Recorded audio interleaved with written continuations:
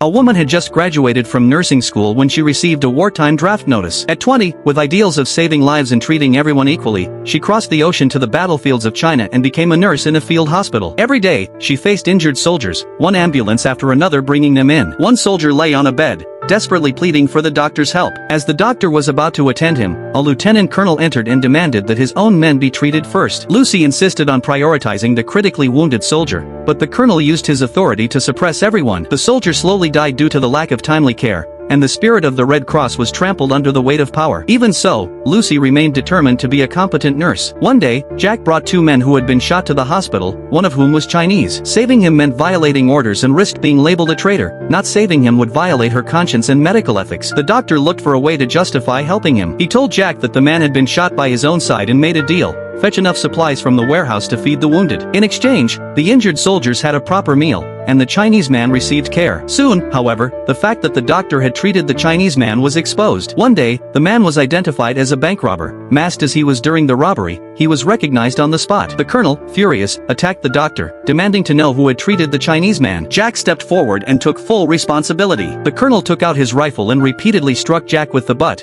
leaving him seriously injured and unconscious. Lucy wanted to check on Jack, but the colonel forbade her, saying a traitor could not be treated. Yet Lucy did not fear authority. She spoke boldly, saying this was the spirit of the Red Cross. The colonel aimed his gun at her, and Lucy had no choice but to leave the unconscious Jack behind. After Japan surrendered in 1945, Lucy and her colleagues, stranded in China, expected harsh retribution. Instead, they were treated kindly by the Chinese Communist forces. Out of gratitude, Lucy voluntarily joined the Chinese Communist Army. After the later stages of the Korean War, with support from both the Chinese and Japanese Red Cross societies, Lucy and her colleagues finally returned to their long-lost hometown. Yet even at home, she faced suspicion and interrogation from the Japanese police and struggled to find work, as trust had been broken and the wounds of war lingered.